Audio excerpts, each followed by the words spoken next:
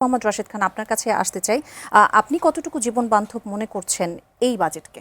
BNP সরকার দীর্ঘ ২০ বছর পরে জনগণের ভোটে ক্ষমতায় বসেছে বা দায়িত্ব গ্রহণ করেছে।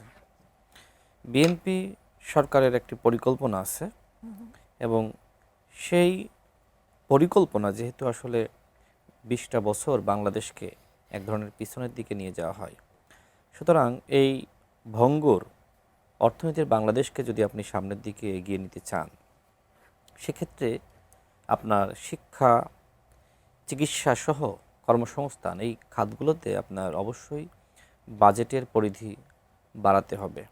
দেখেন, সরকারকে এখনও পর্যন্ত বিদ্যুতের জন্য সরকারকে আপনার অনুদান দিতে হচ্ছে এবং এরকম বিভিন্ন সেক্টর রয়েছে যে সেক্টরগুলোতে সবসময় আপনার সরকারকে এই অনুদান দিতে হয়, এটা বাজেট থেকেই সরকার দিয়ে থাকে।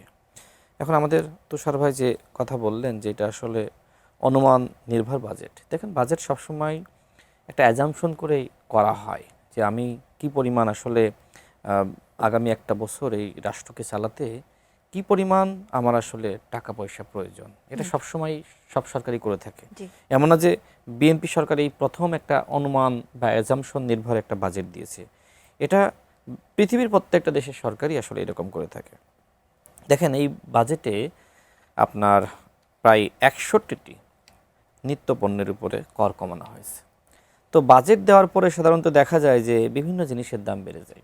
আমি নিজেও বাজারে এই বিষয়টি দেখার জন্য গিয়েছিলাম। আমি দেখলাম যে সবজির দাম বা অন্য অন্য নিত্যপণ্যের দাম, মাছের দাম, এই দামগুলো আগের তুলনায় কমেছে। কারণ সরকার এই জিনিসটি মাথায় রেখে বাজেট করেছে যাতে করে আসলে নিত্যপণ্যের দাম বা গরিব মানুষের উপরে এক ধরনের বোঝা সৃষ্টি না হয়।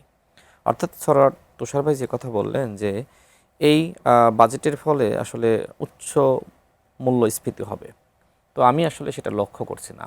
বরং দেখেন, এই যে দেশীয় শিল্পের উপরে সরকার গুরুত্ব দিয়েছে, এটা তো খুবই গুরুত্বপূর্ণ বিষয়। এবং বিদেশ থেকে আপনার পণ্য আমদানির ক্ষেত্রে এক ধরনের নিরুৎসাহিত করেছে, এটাও তো গুরুত্বপূর্ণ বিষয়। আমি তো কয়েকটা দিক মাত্র বললাম। দেখেন, এই বিষয়গুলো যদি আপনি বিবেচনা করেন তাহলে এই বাজেটটা হলো প্রকৃতপক্ষে গরিব বান্ধব বাজেট। গরিব মানুষের উপরে কোনো ধরনের চাপ সৃষ্টি হবে না। তবে এই বাজেটটা হয়তো যারা অতীতে আপনার ভ্যাট বা ট্যাক্স দিতে চায় না, তাদের জন্য কিছুটা মুশকিল হতে পারে যে অনেককে আসলে ট্যাক্স বা ভ্যাটের আওতায় আসলে নিয়ে আসা।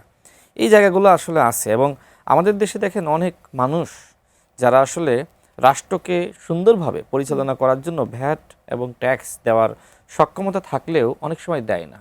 এখন সরকার এই ফাঁকফোকরগুলো কিভাবে আসলে বন্ধ করা যায় সেই উদ্যোগ নিয়েছে। আচ্ছা, ৪ মাসে তিনি বললেন যে এখনো পর্যন্ত কর্মসংস্থার উদ্যোগ নেওয়া হয়নি। দেখেন, সরকার ইতিমধ্যে পরিকল্পনা করেছে কিভাবে কর্মসংস্থান বাড়ানো যায়। সপ্তাহ ২ আগে মাননীয় প্রধানমন্ত্রীর সাথে আমারও একটি বৈঠক হয়েছিল এবং সেখানে আমি বিষয়গুলো জানার চেষ্টা করেছি। তিনি আমাকে যেটি জানিয়েছেন যে কর্মসংস্থানের উপরে সরকার ব্যাপক গুরুত্ব দিচ্ছে। এখন একটা সরকার দায়িত্ব গ্রহণের পরে তার তো পলিসি তৈরি করার জন্য সময় লাগে, আর বাজেটের আগে আসলে ওই অর্থে কিছু করা যায় না। বাজেটের পরে একটা সরকার আসলে তার কার্যক্রম শুরু করতে পারে।